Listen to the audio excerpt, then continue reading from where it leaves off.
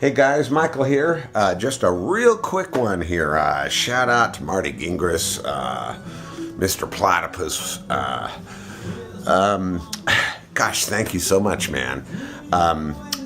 Wednesday, when I got home, I'd been out for a while, and when I got home, there was a notice in my mailbox that there was a package for me.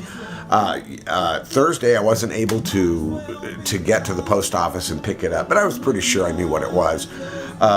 So yesterday, Friday, I went out to do a couple of errands, and I stopped at the post office to pick it up, and went to opened it immediately in the car, and went to the park, Gage Park, big park here in Topeka, and popped this puppy in and just sat and listened to it. Kronos Quartet. This is I now have a quartet of Kronos Quartet on CD. I don't have anything by them on vinyl. I don't even know if there is anything. One of my favorite. I hesitate to use the word classical because they're not classical. They're a modern string quartet. Always managed to make interesting albums. They're always interesting, and this one was really wonderful. Black Angels itself reminded me a lot of, there was an animated film that I saw years ago, and I don't remember the title of it now, but it was in the 60s, and I and some friends of mine went to downtown to the Dickinson or the Orpheum or whatever, maybe it was the Grand, I don't know, one of the theaters downtown, which are all defunct now, and saw the Janus Film Awards, which was, they were all short, animated, mostly. Some of them weren't animated, I don't think.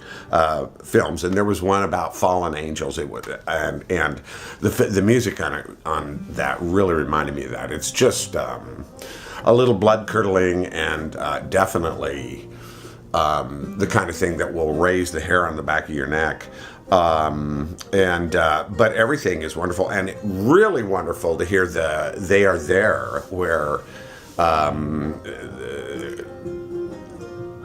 they took a recording of Charles Ives, which I used to have that. It was an LP. It was a box set in celebration of Ives' 100th birthday, and the fifth record, which was kind of a bonus record, was all Ives playing Ives, which was very, very little of that in existence. And he was quite elderly at the time that they were recorded. I think they were recorded in the 50s, maybe the 40s, I don't know. But Ives singing the song, of course, that in and of itself, and then being accompanied by the Kronos Quartet, who they have always been fabulous at. They obviously love Ives because they've done a fair amount of Ives music over the years. And then Quartet number 8 by Shostakovich, which is, I love Shostakovich and I love his string quartets. It's just a great record. Kind of typical, as modernists, they always seem to be a rather unsmiling and serious at most of the time, but always interesting. And I've never ever. I'm sure that somewhere there's an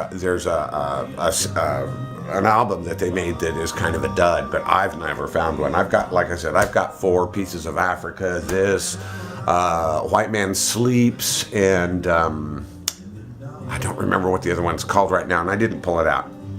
And then he also sent me this, which was kind of a blind thing. He just said, hey, I'm sending that other one out to you anyway. Would you like this? And I was like, yeah, sure, why not?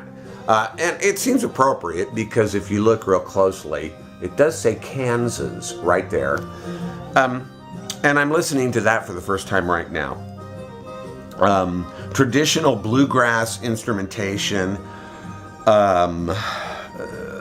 but sort of updated and modern bluegrass. I'm not entirely sure yet how I like it, but yeah, you know, I mean, it's certainly highly listenable, and that's about all I have to say about that. So excited to have this. This is just, you know, one, like I said, a favorite of mine. So thank you so much, Marty. And good to see that hair growing. Yeah. Maybe we'll have to have a contest. See how long it takes you to catch up with me. Probably not that long. I mean, this has been growing for years. Later.